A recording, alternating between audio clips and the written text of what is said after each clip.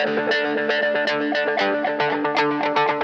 time for another Dice Tower review with Zee Garcia.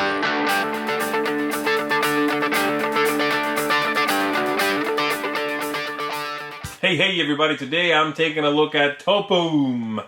This is a war game, kind of, about fighting moles.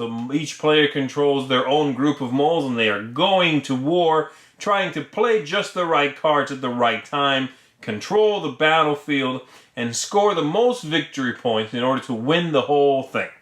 The game feels like a war game meets an abstract strategy game, sort of. But I keep saying that, so I'm just going to show you how the game works.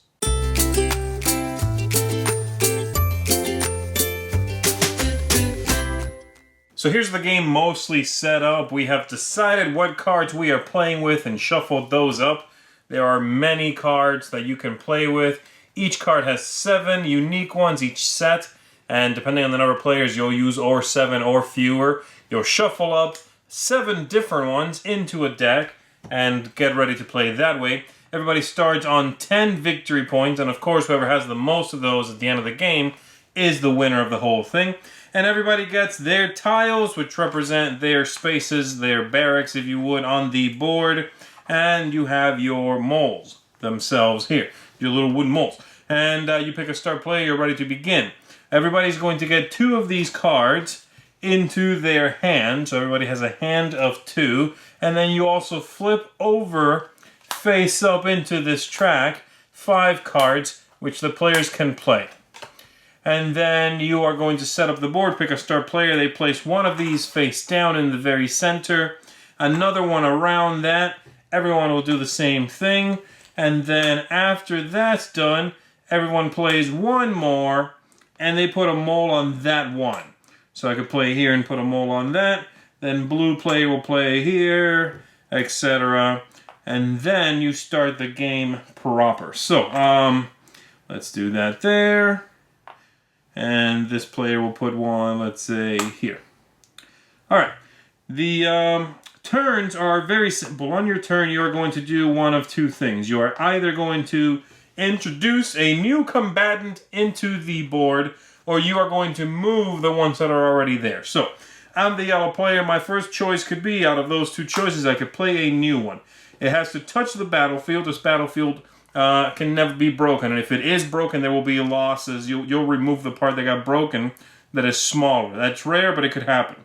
So I place a tile, I put a mole on it, and then I play a card affecting that one mole. That card can come from my hand, I play it, I do what it says, I replenish it, and I score, or it comes from down here from this track. Depending on where I play it, I will make 1 victory point if I play the very first one, or the farther back I go, the more victory points I will pay. And so if I want to play this card here, I will in fact move backwards 3 victory points. Alright? What do these cards do? They do a variety of things, which of course would change depending on which ones are in the deck. But typically they are combat style cards. They let you move on the board, which I have none face up now. They are leadership style cards, or they let you construct, okay? That's the typical, the general flow of the game. So I'm going to do this, and I'm going to play this card, let's say. This card here is the newspaper card. I put it in front of myself. I take this newspaper card and I also put that in front of myself. And then that, by the way, cost me nothing. It also made me nothing. And then I score. I would score the moles that can see each other and that have just created a new line. So if this does not change on my next turn, I will not rescore that. But if I somehow affect it, I will score that again. And I score 1 space between them, for every space, depending on how far away they are, as well as my own barracks that they are connecting. And so 1, 2, 3, 4, 5 points, and then for what's below them, 6, 7, and 8 points. And so I would move up to 18, I would move these over, and I would replenish the cards like so. And the mole news, the special power of that is, at the end of every turn, mine and everyone else's, I get 1 victory point. It's great. So I score 1 more. And now it would be blue's turn. And they could do something like this. Let's say they could play here. They could put out their mole. And they could play this card here, which is called short range. It's an attack. It makes them a victory point. And so they'll make one right now. And it lets them kill a mole next to one of their own. Next to the one they're affecting, in fact. And so this one is going to take this one out. I get it back. It's gone. They score 1, 2, 3, 4, 5, 6, 7 points. 2, 3, 4, 5, 6, 7. And yellow scores 1 for having the mole news. We move these up. And it is the next player's turn. These cards are being kept in front of the players, by the way, on purpose, because there's some bonus scoring at the end of the game. You got a few bonus points for having one of each kind. Every time you do that, you get some bonus points. And then for having the most of each kind, you also get some bonus points. So most attacks, most construction style cards, etc. This is going to continue with the characters doing that. The second option is, as I said, you can introduce moles. The second option you can do is you can move them all. When you move them all, you go in whatever order you want. You move them. So let's say it's back to blue and nothing has changed. They move here and they get one of two options. Every one of them. You can change the land type below you. So this one can be given back to yellow and replaced for one of your own. Okay, that's the first choice if you choose to move them all. And the second option is you can move them and then play a card affecting them. So they either change the landscape or you play a card for them. And so obviously, if you do that, instead of introducing a new figure, you move them, it's possible you'll play more than one card. And once that's all done, then you replenish the cards. It's also possible you'll play no cards. If this one moves here and changes that to blue, and this one moves here and changes that to blue, you've played no cards. And in that case, we just get rid of the first one and shift them over. So you'll always burn through at least one card. The reason you have to do that is because that's the clock in the game. From the bottom, you shuffle into the last few cards. This card here, which is the end game trigger. Once this comes up, no one's hands are replenished anymore. You continue playing until the last player to the right of the start player has taken their turn. So equal turns all around the board.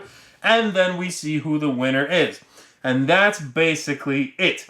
There are a couple of other variants that you can play with. You know, things like having land types that affect the board. Let's see, let me show you some of those. Here we have, for example, we have water that if a mole gets pushed into that, they're a goner. We have rocks that cannot be crossed and block line of sight. We have things like ice, where if a mole is pushed onto that, they continue to slide until they are on the other side. If they ever exit the map, by the way, what is considered the battlefield, they're also eliminated. And so, again, different ways to add variability to the game. And, of course, all of the cards, which I already mentioned, which will add lots of variability to the game as well. Many different ways to move, to attack, to switch places with the other moles, to let's see, push everyone in the line one space away from you, to create new areas without having to move, to, let's see, to do a tunnel, to go down one way and come up another. You have mortar, which shoots one space, two spaces away, skipping one in between. And so, you know, this blue one here could shoot over that one and kill the yellow one here. So lots of different abilities, but as you can see, the game is sort of a combination between a war-style game that really does play sort of like an abstract strategy game. So that should give you a decent idea at how the whole thing operates, the kind of moves you are looking to make, connecting two moles that are far apart as possible, scoring a long distance, and having lots of your terrain on the board, so that will score for you as well. Alright, that should do it. Let's go back up top, and let me tell you what I thought of the game. So there you have it. This game certainly feels different to me than most of the games I play. And I like that. It's a game that comes across as an original creation. The concept of the scoring, the lines of sight, the maneuvering, and then the card play on top of that, and then the meanness and the confrontation on top of that. It's an interesting beast. It's perhaps one that will divide its audience because of it, because it is a strange amalgamation of things. I found it to be pretty cool. It's an interesting game. I like abstract games, and I don't necessarily like war games, but it doesn't really feel like a war game. It's like an abstract with a lot of confrontation. And then there's that card play. It's not a perfect information game. You will play cards to mess with each other. You will push each other out, kill other players' moles, and take over land, and try to, control the landscape and all of these other things. It's also a game that has a ton of variability. A ton of variability. There's a lot of cards there that you can combine in different ways to allow you to do different things. And then on top of that, you got the landscapes, with the ice and the water and the mounds, all of that stuff. And so there's a nice amount here to explore. This is one that I'm going to recommend. I think it's got a cool theme. It's got cute artwork. It's tongue-in-cheek, but thinky. It's original. It's clever. This is a good one. This is going to get a seal of approval from me, and I would say go and grab a copy. It's going to fill a niche in your collection. I'm just not sure which one. I think you'll figure it out, though. That's Topoum. Thanks so much for watching the Dice Tower videos. Find more great videos and reviews, as well as our top-rated audio podcast at Dicetower.com. You can also find other great shows at Dicetowernetwork.com. I'm Eric Summerer, and you've been watching The Dice Tower. The Dice Tower is sponsored by Cool Stuff Inc., where you can find great games for great prices. Cool stuff in stock.